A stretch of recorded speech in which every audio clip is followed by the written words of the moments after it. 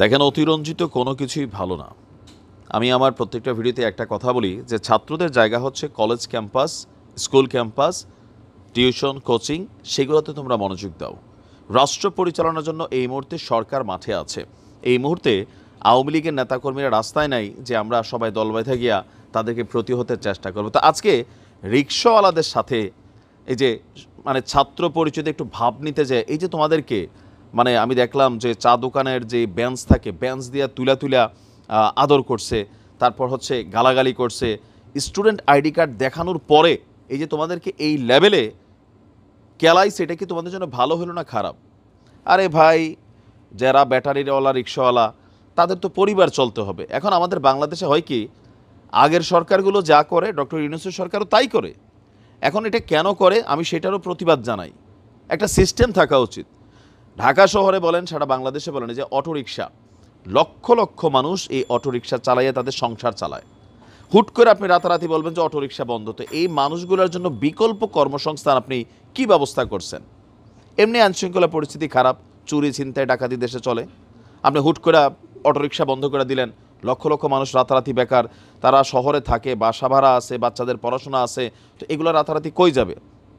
এটা তো একটা যৌক্তিক ইস্যু। একটা সিস্টেম করে তাদেরকে এখান থেকে বের করা উচিত ছিল।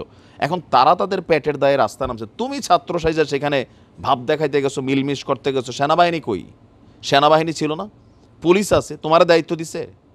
অতিরঞ্জিত পাকনামে বিভিন্ন জায়গায় আমি দেখতে পাচ্ছি যে ছাত্রদের মধ্যে একাংশ দেখাইতে গিয়া নিজেদেরও মানসম্মান নষ্ট করছে।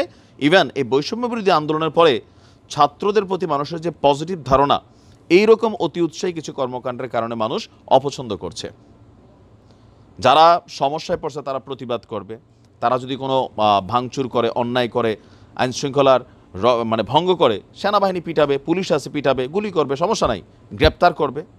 তোমরা কেন খামাখা সেইখানে গিয়া, এই যে তোমরা এখানে কয়েকজন একটা ঘটনা ঘটেছে, পরে দেখলাম ইউল্যাব স্কুলের একটা বাসের মধ্যে আবার এই অটোরিকশা চালকরা সেখানে আবার গিয়া একটা ঝামেলা পাকাইছে। আপনারা জানেন যে আজকে ঢাকা শহরের বিভিন্ন জায়গায় আমাদের অটোরিকশা চালক যে ভাইরা আছেন, অটোরিকশা বন্ধের কারণে তারা রাজপথে নেমেছেন। বিভিন্ন ধরনের অপ্রীতিকর ঘটনা তারাও ঘটিয়েছেন, আর সেগুলোর জন্য সেনাবাহিনী তাদেরকে পিটাইছে। আমি এটার পক্ষে। আপনারা রাস্তায় নামবেন, আন্দোলন করবেন, কিন্তু পাবলিক প্রপার্টি, ট্রান্সপোর্ট, গাড়ি টাড়ি দেখলে আগুন জ্বালাই দিবেন, এগুলো বললে আপনাদেরকে বাইরে নলিনেলা ফাটাই ফেলতে হবে। আমি এগুলোর পক্ষে। কেন? কারণ হচ্ছে যে আপনি আইনশৃঙ্খলার এরকম পরিস্থিতি নষ্ট করতে পারেন না। কিন্তু আপনাদের জায়গায় আপনারা যৌক্তিক আন্দোলন করতেছেন, আইনশৃঙ্খলা বাহিনী আছে, পিকেটিং হচ্ছে, ফাইন। কিন্তু ছাত্রদের উদ্দেশ্যে বলি, তোমরা এসে এখানে একটা ঝামেলা কেন পাকাইছো? পরবর্তী সময় বিকালে দেখলাম যে তাদেরকে আবার গ্রেপ্তার করতেছে, ছাত্ররা পরিচয় করে দিচ্ছে, কারণ এখানে লোকাল এরিয়াতে এই ঘটনাগুলো হয়েছে। তো সব কিছুতে তোমরা বাহাত দিতে যাও না, নাক গলাইতে যাও না। দেশে আইন আছে। এখন এই যে তোমরা সেখানে গিয়া মার খাইলা, এটা কি তোমাদের জন্য সম্মানের কিছু হইলো? তোমাদেরকে রাষ্ট্র দায়িত্ব দিছে। সব কিছুতে বাম হাত দিতে গেলে তোমাদের বুঝতে হবে যে কোন জায়গায় থামা উচিত, কাদের ব্যাপারে নাক গলা উচিত। তারা রিক্সাওয়ালা ভাই, এদের পেটে লাথি পড়ছে।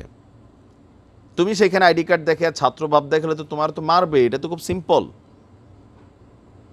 তো যাবা কেন? অনেক কিছু তো অতিরঞ্জিত হচ্ছে, এগুলো ব্যালেন্স করা দরকার। আইনশৃঙ্খলা বাহিনীকে শক্তভাবে এই দায়িত্বভার গ্রহণ করা উচিত।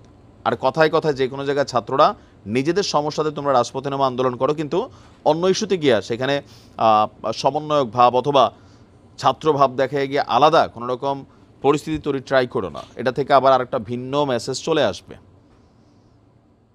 ভালো থাকুন। আসসালামু আলাইকুম।